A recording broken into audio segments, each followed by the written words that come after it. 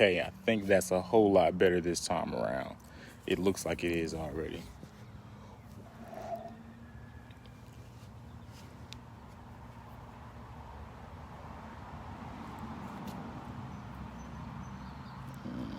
Let's see. I guess it'll let me know when somebody's on. Can I put it? Who didn't mean to do that? What's up, good people? You all are doing well. Hey, Phoebe, how are you? What's up, Shaquan? There we go. I hope you guys are having an amazing Thursday. Hey, Lauren. I hope you guys are having an amazing Thursday so far. I will be honest, I am. It's been a really, really, really good week. It's been a very busy week, but it's been a really, really, really good week. I had a great conversation with a good friend of mine this morning for like a couple hours. You know how sometimes you wake up, you have this plan for your day, and then things just kind of shift, change, move, and it ends up being just what you needed. I had one of those conversations with my friend Kristen Ward this morning. We talked for like 2 hours, and man, sometimes the only thing that you need is the right conversation with the right person at the right time, and it'll help make a lot of things make a lot of sense. And so I wanted to bring a part of our conversation to Facebook. I am pushing myself to do things more again, because I had to find my voice again and had to refine myself and everything like that. And I'm back. I'm ready to do it consistently. So I wanted to jump in and talk about this. As you guys come in, just share it, because I promise you it's going to be something that somebody on your timeline needs. So if you don't know me, my name is Evan, often referred to as Coach Ev. And I've had the blessing to be able to connect the dots of life and business for people for the last 4.5 years. And it's been a tremendous joy. It has been a joy. What's up, Courtney? It's been a joy to be able to do and to help people kind of make sense of life for a long time. And one of the things that is consistently showing itself or rearing up or showing up is the fact that we have committed ourselves we're committed to the thought of everything being perfect. And of course, I don't mean it in a bad way, but I wholeheartedly believe that perfectionism is almost like a new and unhealthy addiction that we as millennials, or those of us who are desiring to be progressive, have to get away from. I know it probably sounds like kind of crazy, because a lot of us are taught everything needs to be done in excellence. Things need to be done in decency and in order. And I am an advocate of that. I'm a fan of that. I do believe that. However, one thing that I know for sure is that you gotta get away from thinking that everything has to be perfect, or building your life or your plans on things being perfect. Let me be the first to tell you, and I probably won't be the last to tell you, it is never going to be as perfect and as seamless as you put in your mind. And this is why it's not supposed to be. One of the biggest mistakes I've made in the beginning stages of business and really kind of starting to formulate and walk into purpose and walk out purpose and make purpose really work for me was the fact that I believed that because I love God and He's perfect in all of His ways, that everything that I did and touched had to be perfect. And that is a lie. Everything has to be done with the right heart and with the right motive, but it won't always be perfect. And I'm telling you all, this is what helped me kind of start to make some major transitions in life, and also allow me to be able to unlock this component of fear and to kind of get rid of it, is the fact that I was okay knowing that everything did not have to be perfect the first time around. It's actually not supposed to be perfect. I'm actively and intensely overcoming perfectionism. Absolutely. Thank you for sharing that, Fee, because one thing about perfectionism is that it's almost like the newest invisible hurdle that a lot of us have put in front of us to be able to be okay with not going forward and making big jumps and big leaps, and really just not being people who live and move in faith. When you have in your mindset, when you have locked in your mind that things have to be perfect, you have given yourself an excuse and a clearance to not move forward and not to start. And in our minds, perfectionism makes sense because, like, hey, I want to be careful. I want to be intentional. I want to make sure what I'm doing is right because it's bigger than me. But in all actuality, that perfectionism allows us to say, you know what? Hey, okay, I I really don't have to do this right now, or I can allow myself to kind of be subpar and not really go forward because it's not perfect just yet. And so in my conversation earlier today, we were talking about that plight of perfectionism and how do we kind of start to unlock that balance between, okay, I know it's not going to be perfect, but it needs to be good. And the key to all of that and the beginning of that, what's up, Courtney, is to start. You know, like, I love what I do. I love what I do. But I spend the most of my time helping people to realize that they need to get started. It's like, what's the point? What's the purpose and the point of you being you having perfectionism locked in your mind and letting that be your standard? Like, I can't do anything unless it's perfect.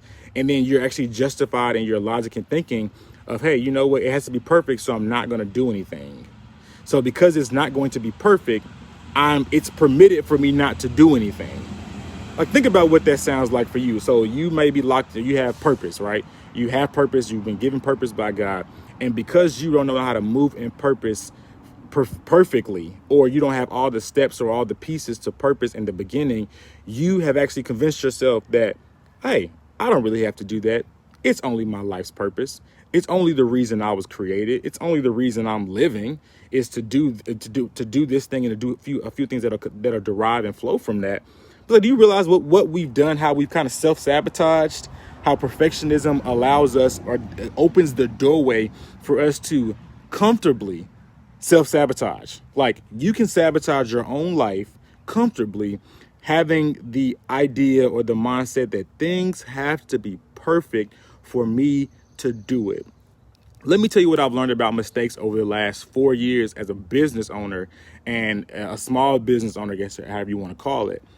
Not being willing to make mistakes has cost me more money than me making mistakes and having to reroute or pivot or make certain changes because I made a mistake. I'll actually say that again. I've made more mistakes, I've lost more money trying to not make mistakes than what I have when I've had to repivot or realign or redirect from the mistakes that I've made. Let me tell you something about mistakes. There used to be a time where I was terrified of making any kind of mistake. I'm like, you know what?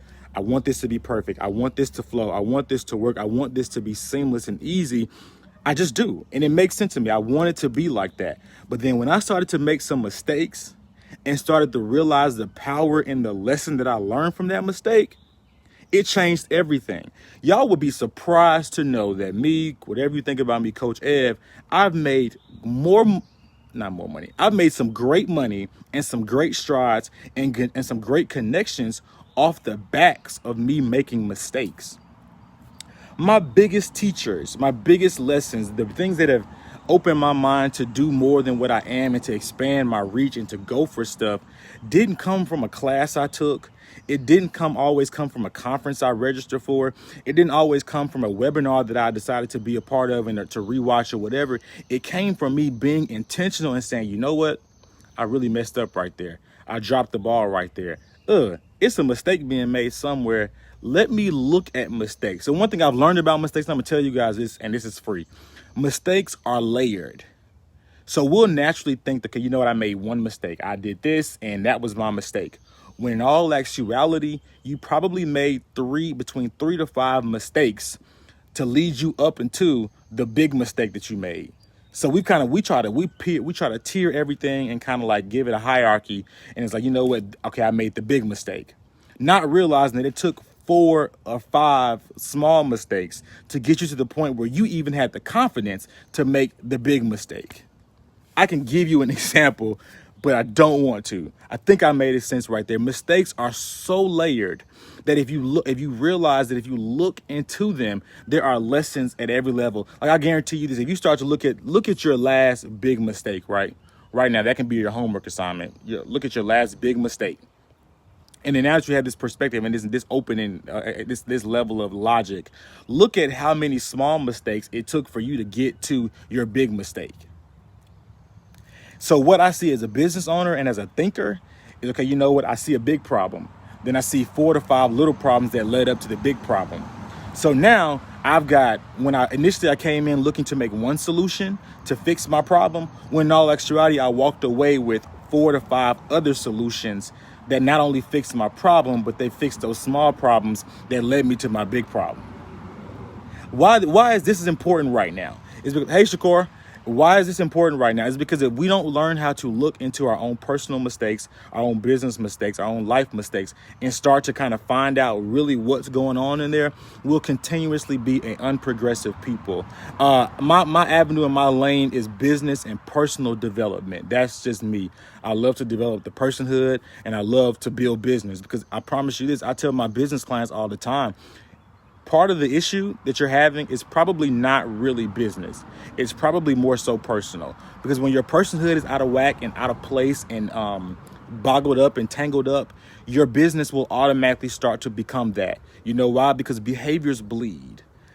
Every single behavior that you have in motion in life, it bleeds. And that can be a good thing or a bad thing. One thing I know about discipline is that if you're disciplined in one area, discipline starts to trickle into other areas. It may be slow, sometimes it may be fast, but discipline will begin to trickle down. The same thing about bad habits. When you got a bad habit in one area, that bad habit becomes to another area, and it goes into another area, and it goes into another area. And now when you look up, your life, your quality of life, and your quality of life has completely downgraded, all because you had a certain behavior that you allowed to bleed and continuously bleed. And instead of kind of doing the work to make the change, you created a space for the rest of your life to now to suffer from the fact, or from that place of a space where you made some decisions, or you made some bad decisions that you chose not to cooperate or to redirect or to change. Like, every behavior in your life bleeds. Think about it. When you're working out and you get on a health trip. I'm on a health kick right now. I'm about 3 months in. And so I realized that if I'm going to be consistent with going to the gym, hey, Mama Sheila, I miss you. If I'm going to be consistent with going to the gym, that means I've got to go to bed on time, right? Behavior. The goal is to go to the gym, work out every day. But the behaviors start to kick in. If I want to work out every day and I know I still have to go to work and do my job, that means I'm going to need energy to do both. How do you get energy to do both? You go to bed at night. You know why you go to bed at night? Because it allows you to get up the next day with the energy to go forward and to do both. And see how that one behavior, so when you start to get into a habit and a routine that's disciplined and healthy, all that stuff starts to trickle over, because guess what? You don't just work out and go to bed on time. You end up eating right, because you realize that everything about your life and everything that you're doing right now is contributing to your goal or to your end goal. All of it.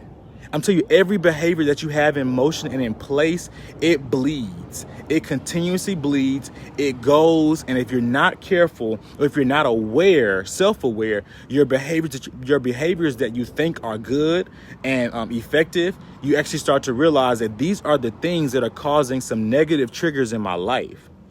These are the things that are causing some negative results and some negative byproducts to happen in my life. I didn't even realize that my stewardship was an issue. But I realized my stewardship was an issue because if I don't manage my sleep well, if I don't manage my energy well, and I don't prioritize, of course my money is going frivolously, because I'm forced to do things last minute. I'm forced to do things last minute. I'm forced to do things because I don't have a plan. I don't have structure. I don't have a healthy routine. Everything now has to fall in line with my mismanagement. That's why you very seldomly meet somebody who is a bad steward in a couple major areas, and they're not bad stewards across the board. Stewardship, yes, you have moments and times and seasons where you can be a better steward in certain areas, but stewardship generally is a one-way street. Either you're a good steward or you're bad. What I tell myself, how I coach myself into being and remaining a good steward, is that I tell myself it's either black or white. There is no gray. Either I'm being a good steward or I'm not. And my stewardship goes far beyond my money and what I invest my money into or what I waste my money on. My stewardship, when I track my stewardship, it includes my sleep. It includes my rest time. It includes my built-in moments where self-care is necessary. It includes all of that. My stewardship also includes my relationships. If I notice that my relationships are spiraling, if my friendships are spiraling, if my family dynamics are spiraling, that means that somewhere there's a lack of stewardship on my end potentially. That could be a lack of time. That could be a lack of time being given. That could be a lack of necessary conversations being had. And guess what? All of that goes back to stewardship. And it goes back to stewardship, especially when it comes to managing those things, because if you're tired, you're not going to have the energy and the desire to deal with those things that are heavy. Often our relational dynamics and relational issues are extremely heavy. How many of y'all will actually talk to somebody? I would tell somebody in a heartbeat, oh, I'm too tired for that conversation. My day's been long. My week's been long. I haven't had enough sleep. I'm not going to process this properly, and I'm probably going to respond wrong. And I tell myself every day, respond well, respond well, respond well. If I don't do anything else, I try to respond well. But you can respond well when you're rested. You can respond well when you've allowed your life to come, when you forced your life, because it's not allowed. Like force and stewardship and structure, it comes by way of work. It hasn't always been like this. It's almost kind of seamless now, but it hasn't always flown like that. It used to be extremely difficult to make things make sense. I know a new line that we say right now is make it make sense. It used to be hard for me to make some things make sense, but right now I'm at a place because I realized it's all stewardship based. It's all rooted in like, you know what? Let me take better care of myself. Let me take better care of this. Let me take better care of that. And it allowed me to really be able to kind of to align and make life be what it needed to be so that I can maximize, and not only just maximize, to have a happy life. Y'all know how many people that are faith-based, got plenty of money, and are legitimately unhappy. And it's because I think they're bad stewards. They were good stewards of their time and of their resources in one area, but the other areas that also matter, not necessarily matter most, but also matter, they were not good stewards. So what does that show? Somewhere there's a lack of rest. There's a lack of awareness. There's a lack of self-awareness. There's a lack of clarity. There's a lack of understanding. There's a lack somewhere. It's a lack. It's a lack. And the best thing you can do is start to examine the areas where you're lacking and identify, where's the mistake made right there? It's got to be one in there somewhere. And as we just learned, if there's one mistake, there are at least 3, 4, 5 mistakes that led to that one big mistake that we count. See, that's the problem. We don't count the little ones. We just count the big ones. And so because we only want to count the big ones, it's kind of like, no, player. You got there by somehow, some way, some merit. There's something you did that opened up the doorway. I did a live last night on Instagram, and I was talking and I was sharing how mistakes are the doorway for your future. When I realized that to embrace my mistakes and allow my mistakes to work for me by me sitting down and intentionally learning from them, it changed the game for me. It changed everything concerning how I moved, how I'm moving, how I'm building. It's because I said, you know what? I am not going to be afraid to make necessary mistakes. Most people don't even realize that mistakes legitimately are necessary. That if you're not making any mistakes, you're not doing anything. And if you're not doing anything, your life's probably subpar and it's not making a lot of sense, or there's a lot of unhappiness. But you got to be willing to make a few mistakes. You got to be willing to make a few mistakes. And also on the top of making mistakes, you got to be willing to, and when you realize what a mistake is, take the corrective measures. Like most of the clientele that I receive business and personal coaching wise is because they're willing to make the corrective measures in their life so their lives can be what they desire for them to be. What's the purpose of having this beautiful dream for you, for your life? You can literally see the life you're supposed to have, but you won't make the necessary adjustments to have that life. That doesn't cook. That doesn't connect. I'm sorry. Like most of us can see the dream. We can almost reach out and touch it. But often it's not really in a matter of us just seeing it. It's about us being intentional and willing to make those small but necessary adjustments to make our dreams a reality. Y'all, I remember when I worked a job that I hated. And I hated that damn job. I hated it so much. But I realized in that moment, me having an idea of what I wanted and what I wanted my life to look like, it was going to take me making some necessary adjustments. So what I've done, I have convinced myself, because I have a very simplistic viewpoint of life. I've convinced myself that every decision I make is a small decision. And all I've got to do is make a bunch of right small decisions, and it'll make things all add out. So what I've done, I've taken the pressure off of myself to perform, to be in control, to always understand. And I've chopped everything up to be small, because let me tell you something about life. Life is big and it's humongous, But life's not really always about making big strides and big leaps and big jumps. No, or even big steps. Sometimes, majority of the time, life is all about making the small change here, the small component there, the small shift right here. And that right there shifts, moves everything. It transforms absolutely everything. Most of us are focused on doing the big thing, not realizing that the small piece, that small stuff is what it's gonna take to make the big things, quote unquote, happen. Like we're focused on big. Society has programmed us to be big. We have to believe that everything is big. No, most things are really small. It started with a small step, and it started with another small step on top of that, and another small step on top of that. And then when you look up, when you've made 20 small steps, it's going to look like you've made a one giant leap. But it wasn't. It wasn't one jump. It wasn't a huge leap.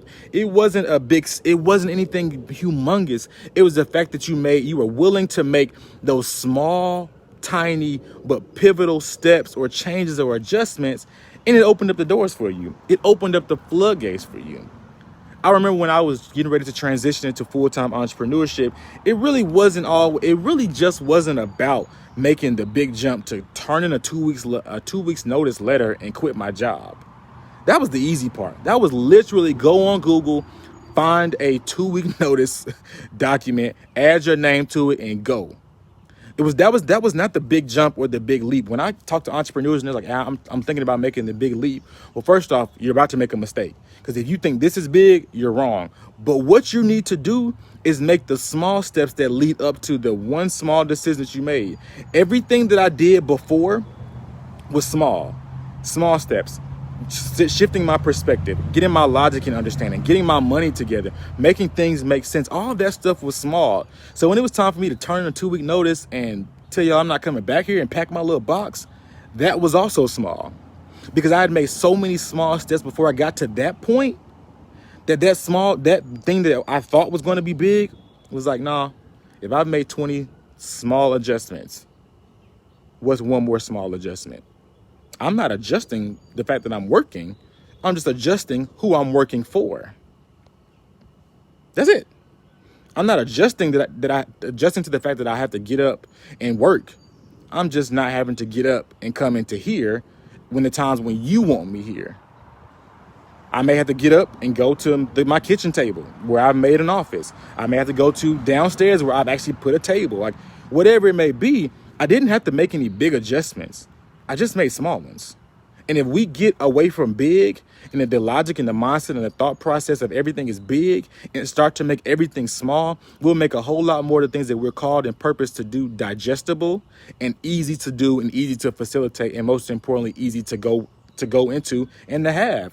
Most of us don't have because we have locked things up in this category, this box called big. It ain't that big. I have something for you. Oh, beautiful, Cheryl. Like we have locked things into a box called big that really aren't big. They're just really small, real small. Because if it's small, I can digest it. I can internalize it. I can say, you know what? I can handle this. I can do this. Let me roll forward. So listen, that was all I wanted to jump on here and say. Like whatever your big things may be, they're not that big. They're actually incredibly small. And if you look at it with the right lens and right perspective, you'd realize you're a whole lot more equipped and ready.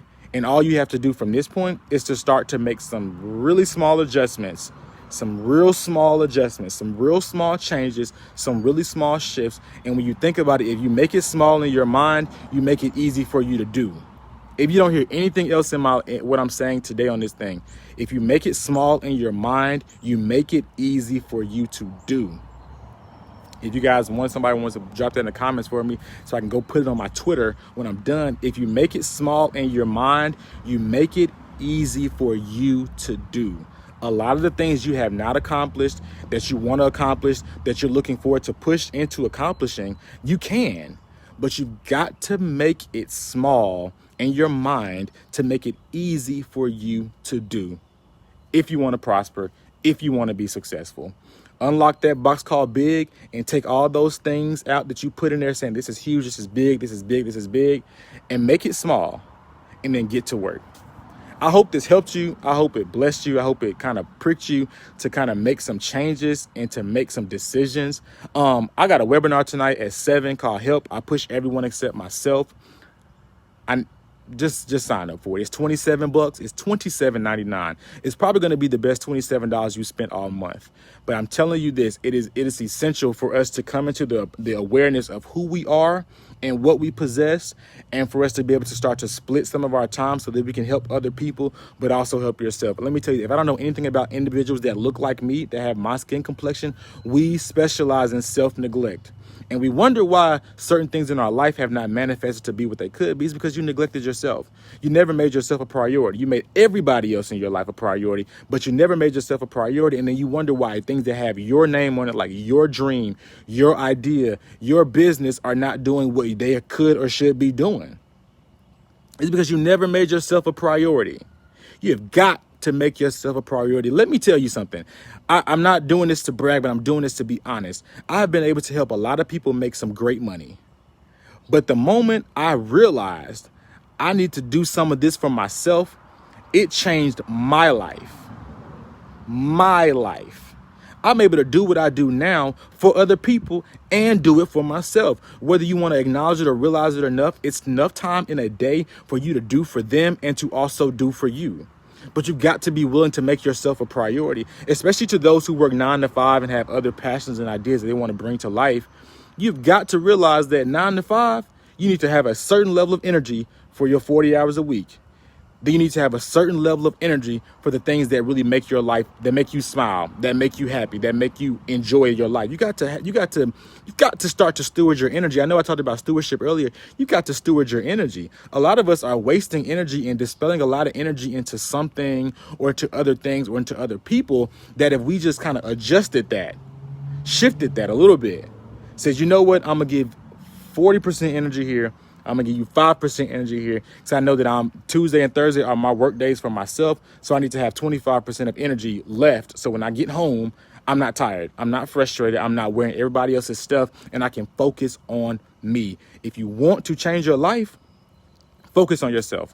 Even if it's for a short stint of season. Like, I'm not sure where we got this notion that if we make ourselves a priority, it is terrible and it's a wrong thing to do. Let me tell you something. You can serve God, serve others, and still serve yourself.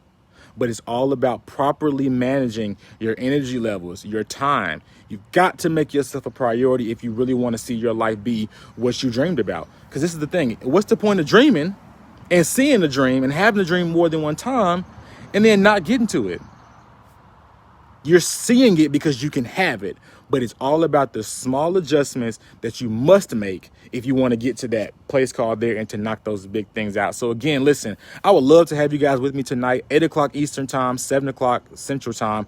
And if you can't watch it live, it's okay. Don't worry about it. You get the replay link immediately so you can be a part. I'm telling you this, I know what I'm talking about because I'm teaching and sharing what I've mastered, not what I've done. I've mastered this. And I've not just mastered this enough for me, I've mastered it enough to do it for other people. That's why I'm sharing it with you.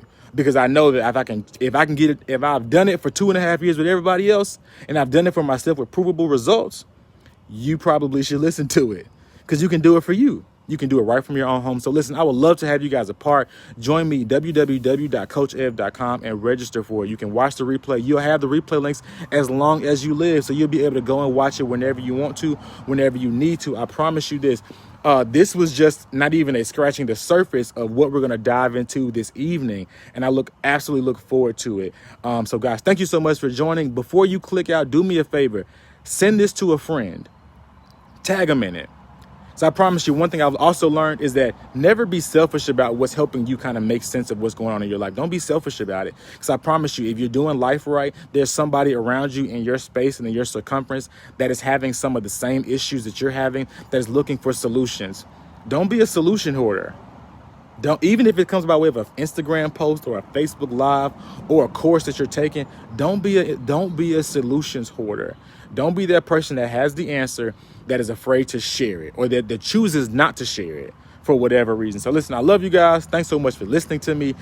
Hit me, coachev.com, Add me on Facebook if you don't. Be my friend. Follow me on Instagram. It's Coach Ev.